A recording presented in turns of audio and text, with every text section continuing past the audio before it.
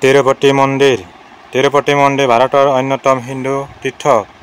চেন্নাইৰ পৰা প্ৰায় 108 কিলোমিটাৰ উত্তৰ-পশ্চিমৰ পালকুন্ডা আৱৃত অঞ্চলত তিৰুপতি অৱস্থিত।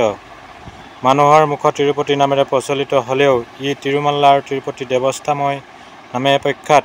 দেশ-বিদেশৰ অসংখ্য তীৰ্থযাত্ৰী প্ৰতি বছৰে ইয়ালৈ আহে।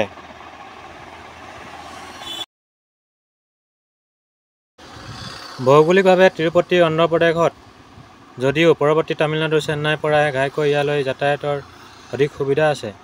তিৰুপতিক হিন্দু দেৱতাৰ ভেংকটেশ্বৰ বাসভূমি বুলি জনা যায়।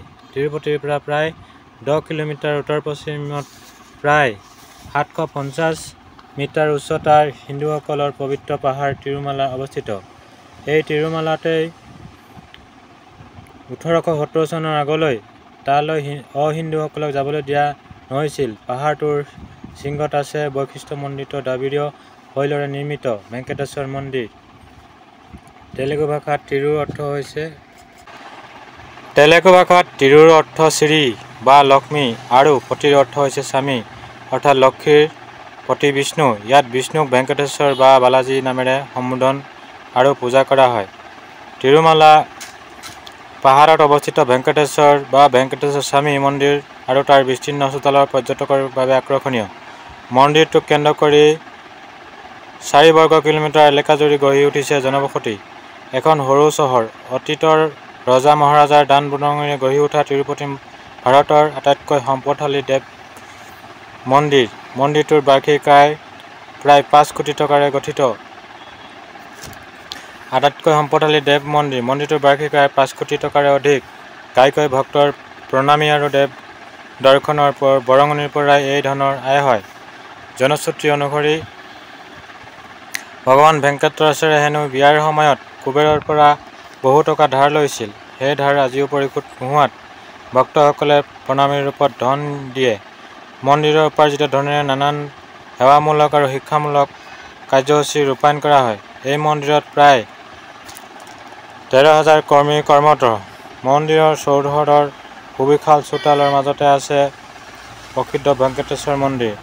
মন্দিৰৰ ভিতৰত আছে প্ৰফুল্লিত পদুমৰ ওপৰত দণ্ডায়মান 2 মিটাৰ ওখ বিষ্ণুৰ ক'লা শিলৰ বিগ্ৰহ বা মূৰ্তি।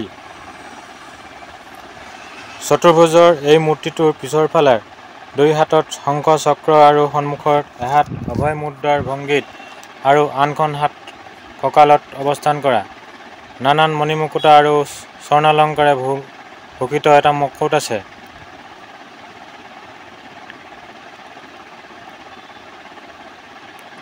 মূৰ্তিটোৰ শিৰত 1984 চনত 12 কিলোগ্ৰাম সোণ আৰু 9,000 ধূসৰ হীৰাৰে নকৈ নিৰ্মিত এই মুকুটটোৰ অৰ্থমূল্য 5 কোটি টকাৰো অধিক। গোটেই মূৰ্তিটো ফুলৰ মালাৰে ঢকা। কেৱল ভৰিৰ পতা আৰু মুখমণ্ডলহে দৃষ্টিনন্দন হয়। এই মন্দিৰৰ চোতালত তথা চৌহদত আছে 1995 চনত 2.5 কোটি টকাৰ ব্যয়েৰে নিৰ্মিত